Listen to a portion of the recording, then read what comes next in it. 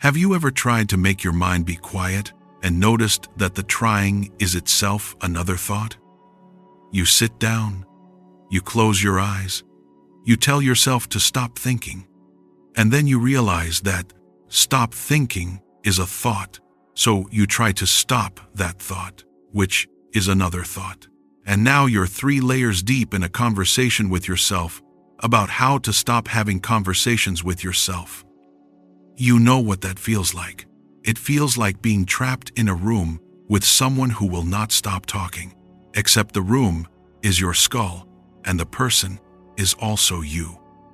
I'm Monk, and today I want to show you something about silence that most people get completely backwards. Not the idea of silence, the actual experience of it. Because here's what's strange. You've already been silent many times today. You just didn't notice.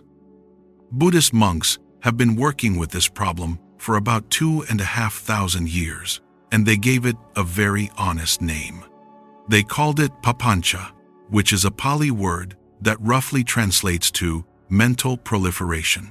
It's the mind's habit of taking one small thought and spinning it into an entire universe of commentary, judgment, memory, and prediction. You don't just think once, you think about your thinking. Then you think about why you were thinking about your thinking. Papancha, proliferation.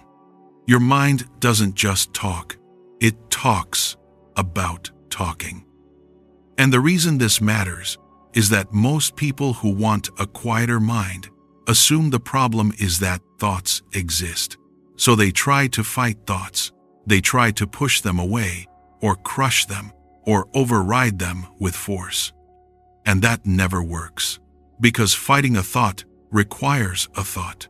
You're feeding the thing you're trying to starve. But here's what most people don't realize. Your mind is already silent more often than you think. Right now, between the words you're hearing, there are tiny gaps. Micro moments where no thought is happening at all. You're just aware, just present, just here. And then a thought starts up again, and you forget the gap ever existed. And those gaps are silence. Real silence. Not something you have to build or earn or achieve. Something that's already happening and that you keep overlooking because you're so focused on the noise. Think of it like stars. The stars don't appear at night because they arrive. They appear because the sun's noise finally gets out of the way. The stars were always there. Silence is like that. It's not something you create.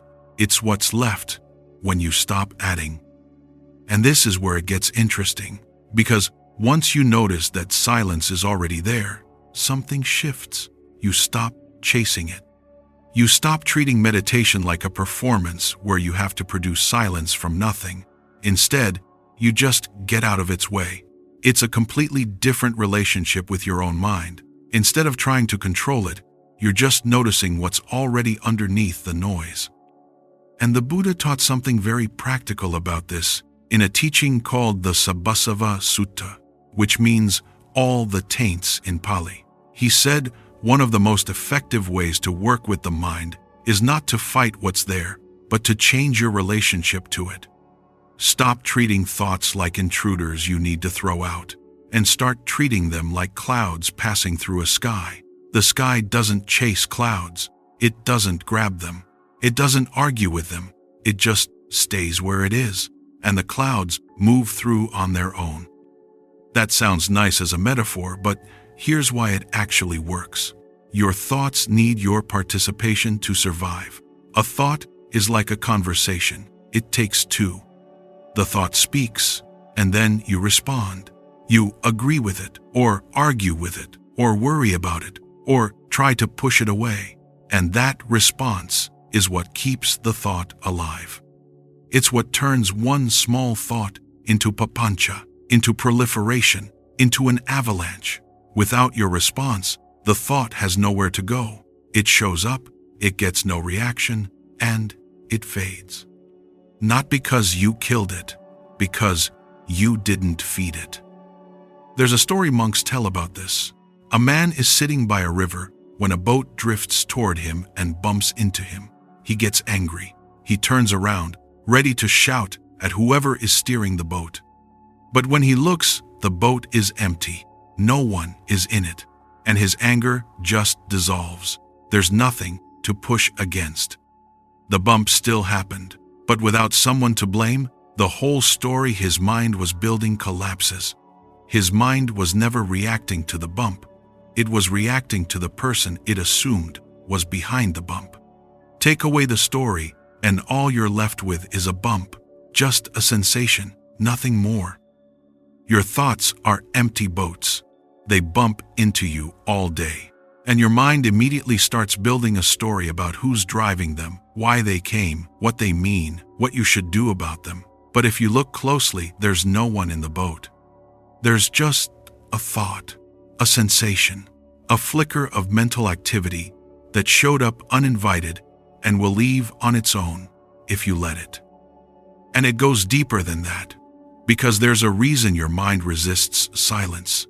And it's not laziness or lack of discipline. It's fear. Real, honest fear.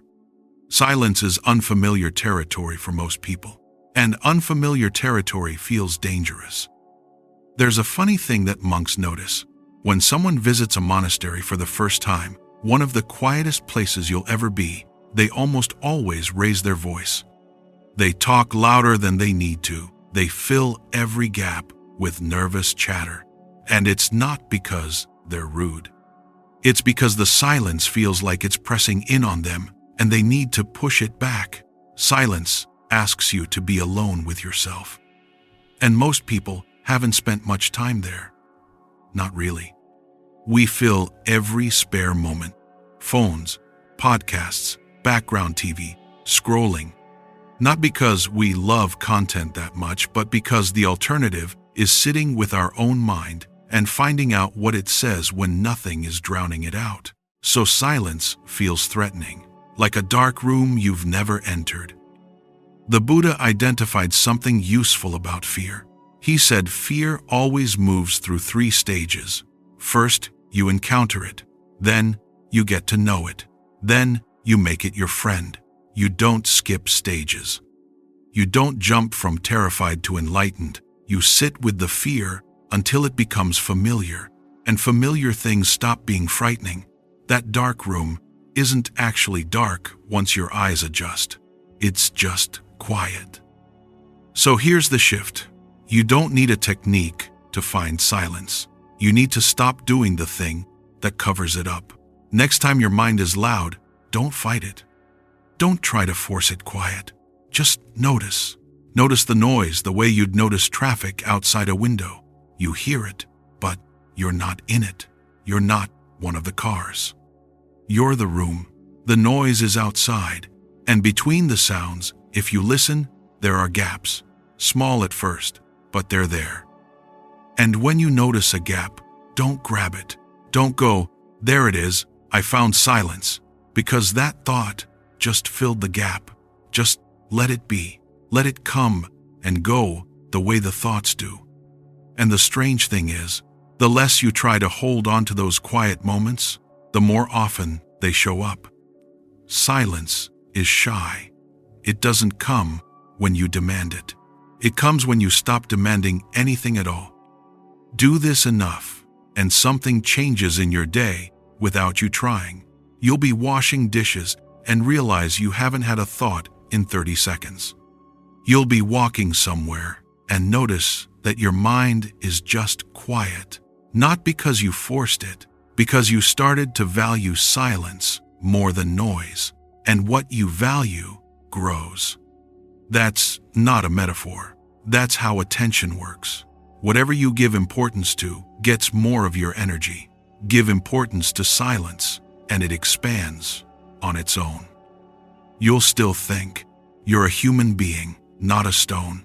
But you'll start to think only when thinking is useful, and when it's not, you won't. That's the difference between a mind that owns you and a mind you can work with. Remember that feeling from the beginning? The one where your mind won't stop and you can't find the off switch. You weren't broken. You were just looking in the wrong place. The off switch was never a way to stop the thoughts. It was learning to notice the silence that was already between them. It was always there, quiet, patient, waiting for you to stop talking long enough to hear it.